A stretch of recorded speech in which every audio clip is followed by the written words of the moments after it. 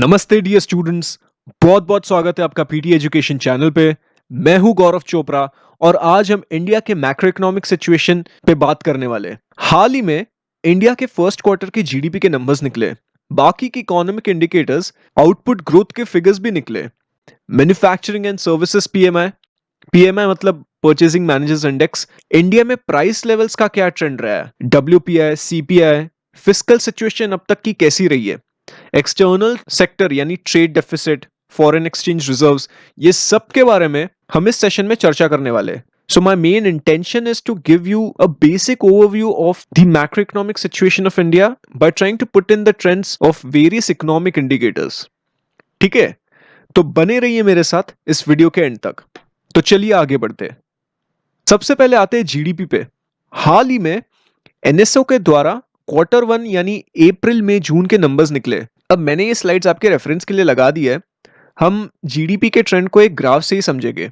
अब जैसे कि आप ये ग्राफ में देख सकते हो, सीधा सीधा -23.9% का गिरावट देखने मिला है, यानी इकोनॉमी कॉन्ट्रैक्ट कर गई है ये साल के क्वार्टर वन में।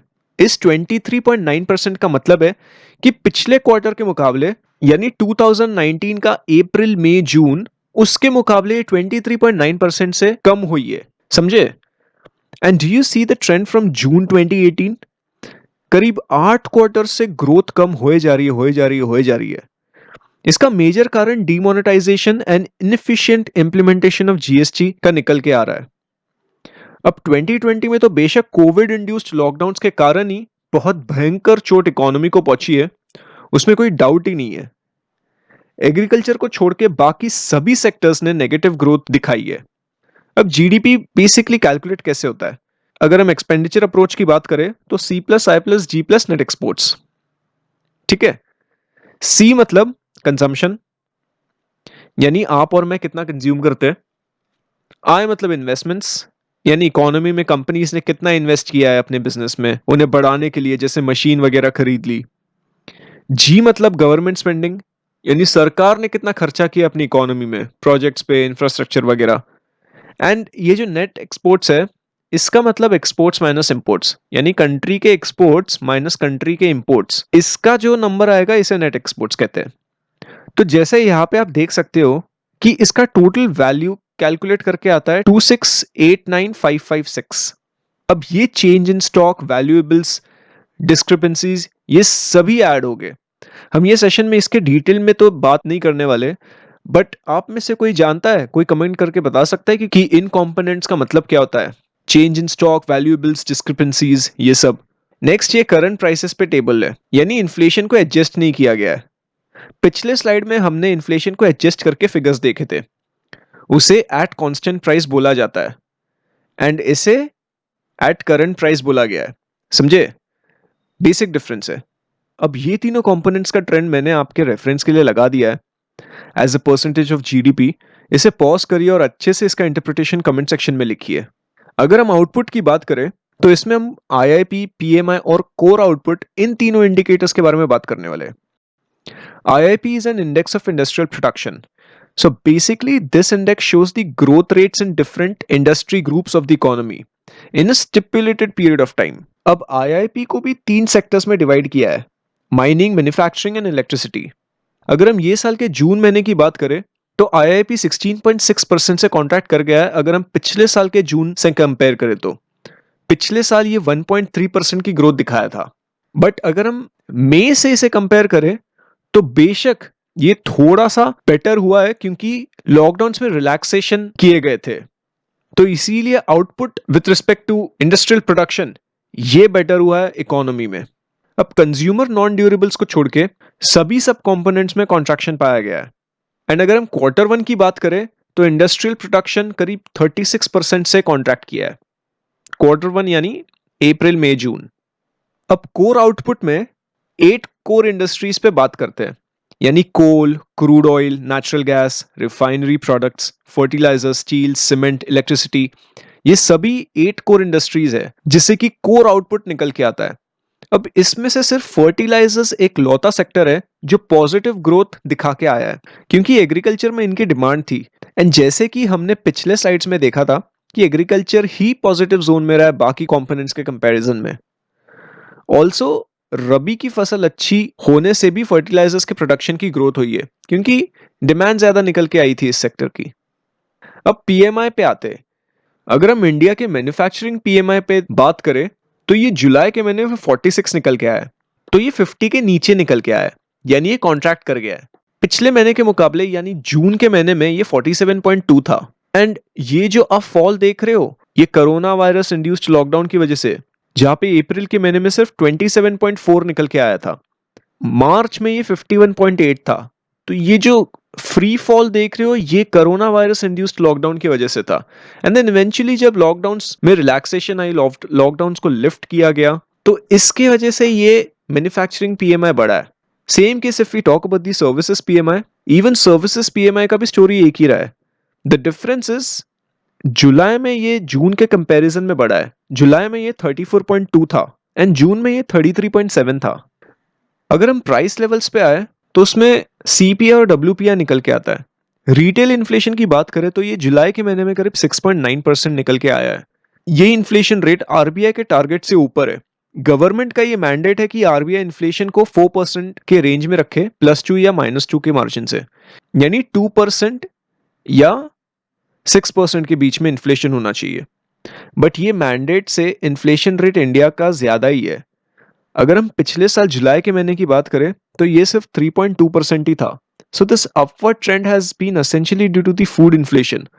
If we talk about the wholesale price index, ये साफ साफ इस फिगर से दिखता है कि पिछले 4 महीनों से ये नेगेटिव जोन में ही रहा है, यानी ऑन ईयर बेसिस ये फिगर -0.6% था जुलाई के महीने में।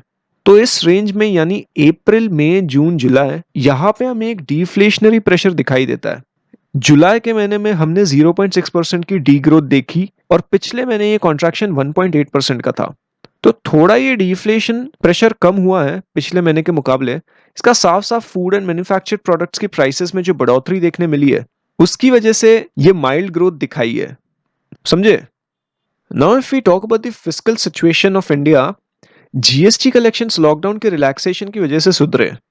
फिस्कल डेफिसिट यानी खर्चे ज्यादा एंड रेवेन्यू कम, ये बेसिकली 8.2 लाख करोड़ निकल के आया है अगर हम अप्रैल टू जुलाई के पीरियड की बात करें तो।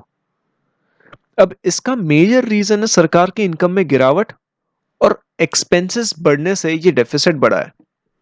अब आप में से किसको पता है कि सरकार ने रिसेंटली क्या क्या खर्चा किया है जिसकी वजह से ये 8.2 लाख करोड़ तक का डेफिसिट चला गया है? जरा कमेंट सेक्शन में बताओ। अब मैंने ये इंडिया के फिस्कल सिचुएशन का टेबल एक समरी के तौर पे लगा दिया है। आप इस वीडियो को पॉज करिए और इस टेबल को अच्छे से पढ़िएगा and make sure you make your own interpretation in the comment section down below. अगर हम कैपिटल मार्केट्स की बात करें तो शेयर बाजार में भी रिकवरी देखने मिली है। अगस्त में सेंसेक्स करीब 2.7% से चढ़ा है क्योंकि ग्लोबल मार्केट्स ने रिकवरी दिखाई है। बाहर की इकोनॉमीज ने फिस्कल सपोर्ट दिया है उनकी इकोनॉमीज को, तो इनडायरेक्टली भारतीय बाजारों में भी ये पैसा आया है। रिसेंटली आरबीआई ने one time debt restructuring scheme लाई थी जो स्ट्रेस्ड कंपनीज जो कोविड की वजह से बहुत स्ट्रेस्ड थे उन्हें ये बहुत ज्यादा फायदा हुआ है। एफपीआई में भी अगस्त के महीने में अच्छी बढ़ोतरी देखने मिली है। एफपीआई मतलब फॉरेन पोर्टफोलियो इन्वेस्टर्स, यानी बाहर के इन्वेस्टर्स इंडिया के शेयर्स, बॉन्ड्स, इक्विटीज ये सब में इन्वेस्ट करते हैं। इक्विटी में तो करीब $6.4 बिलियन तक का आया है अगर हम सिर्फ अगस्त के महीने की बात करें तो। अप्रैल में जून जुलाई अगस्त इक्विटी सेगमेंट में करीब $11,226 बिलियन आया है। एंड अगर हम डेट की बात करें तो उसमें $4,384 बिलियन आया है। अगर हम जीसेक यानी गवर्नमेंट सिक्योरिटीज की बात करें तो 10 year government yield currently India में 5.99% है। ये रिसेंटली आरबीआई के द्वारा जो ओपन मार्केट ऑपरेशंस किया गया था जिसमें बाइंग और सेलिंग टोटल 40,000 करोड़ की रही थी, उसकी वजह से ये यील्ड्स इन्फ्लुएंस हुए एंड उसके कारण ये गवर्नमेंट सिक्योरिटीज की जो 10 ईयर यील्ड है ये बढ़ी है। ये 5.82 से 5.99 बढ़ी है। इनफैक्ट ये 6 भी क्रॉस कर चुकी थी। Now if we talk about the external sector जिसमें imports, exports, trade deficit, foreign exchange reserves ये सब चीजें, तो इंडिया के एक्सपोर्ट्स में एक इंप्रूवमेंट दिखी है जुलाई के महीने में जो कि करीब 23.64 बिलियन था। जून में 21.91 बिलियन डॉलर रहा है, तो करीब 8% से इसका एक्सपोर्ट्स बढ़ा है पिछले महीने के मुकाबले। इसका सबसे बड़ा कारण निकल के आता है कि इंजीनियरिंग गुड्स में इंप्रूवमेंट आई है करीब 8.5% के आसपास on year basis. In fact essential goods यानी agriculture commodities, ores and pharmaceuticals, इन सब में अच्छी बढ़ोतरी देखने मिली है। कंजम्पशन आइटम्स जैसे gems, jewellery, readymade garments and electronics, इनके एक्सपोर्ट्स ऑन ईयर बेसिस गिरे हैं। जेम्स एंड ज्वेलरी में तो 50% की गिरावट देखने मिली थी ऑन ईयर बेसिस। अगर हम इंपोर्ट्स की बात करें तो इंपोर्ट्स बेसिकली इंक्रीज हुए पिछले महीने के मुकाबले।